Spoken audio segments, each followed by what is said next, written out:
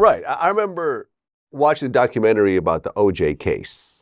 And it almost seems very similar that by the time that it really got to trial, all the working and educated people were not part of that jury. Yeah. You were left with a group of people that were basically unemployed, making money, surviving off, the government. Yeah. Living with their parents still. So you did not have a group of people that were very sophisticated.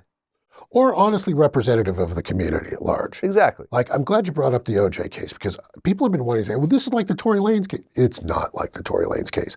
It is much more like the OJ case. The OJ case, yeah.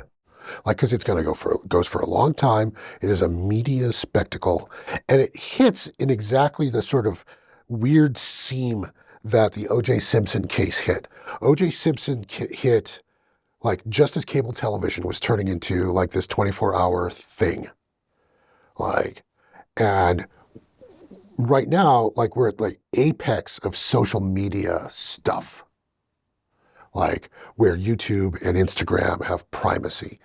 This is a case that's made, like, you're getting 30-second clips from Law and Crime of crazy stuff that's happening in court. Like, and that's how people are feeding on this. Well, then the trial starts. And you get into the arguments of what can or cannot be admissible in court. Now, Young Thug's lyrics were one of the key points in the prosecution. And there was a lot of argument over whether or not the lyrics could be admissible, but ultimately the judge ruled that the lyrics can be admissible. Right. Now, some of the lyrics was that, I shot at his mama, now he don't mention me, which allegedly is tied to the shooting of YFN Lucci's mom. What are the other key lyrics that are in this case that are potentially damaging to Thug? So there are a lot. Let me start by saying, like, there's a lot of discussion about lyrics because we look at that like it's a problem. Yeah. And honestly, I think to a degree it is. I agree. The defense is bringing in lyrics almost as often as the prosecution is right now in order to create context. Mm-hmm. Like, one of the songs, I believe it's You, has a line where Thug's saying, you're going to get robbed by Tick. Well, Tick was on the stand. He's the one, Tick was dodging questions on the stand about all of this. And so the defense is starting to hit Tick with other music, other songs, hoping that he can use those to provide context for whatever else is going on here. I think people are over-focused on the lyrics because there's a lot of other evidence. I also think that the prosecution has been taking their sweet time getting to stuff that's important at this point, which is baffling to me.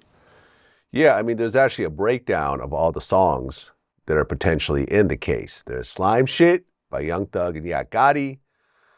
There is Anybody, Young Thug featuring Nicki Minaj. Bad Boy, Juice WRLD featuring Young Thug. Just How It Is from Young Thug. Mob Ties, Unfunk featuring 24 Heavy and Slime Life Shorty.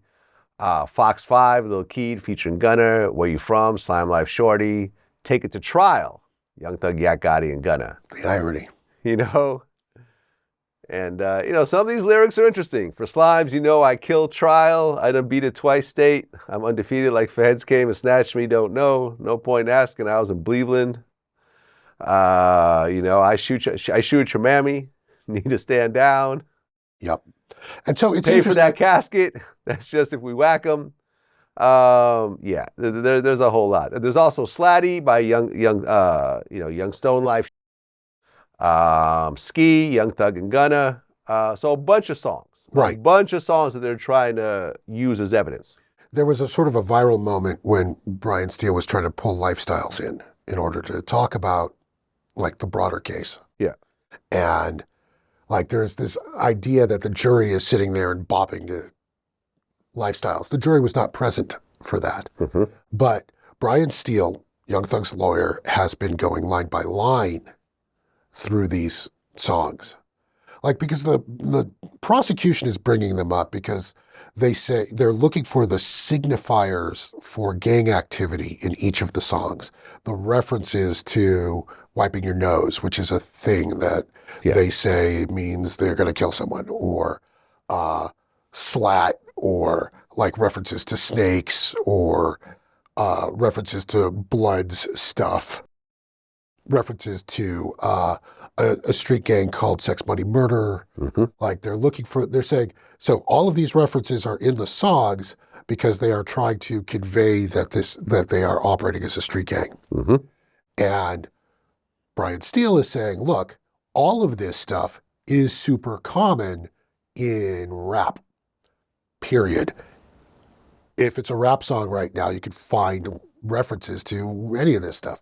And so he's pulling all of these other rap songs, often by other artists entirely, to say, look, here is what's playing right now, and here are all of the references that they're making, and none of them are going to jail. Like, so the question here is, okay, so you've got the music, but did they start with the music? Are they on trial for the music or not?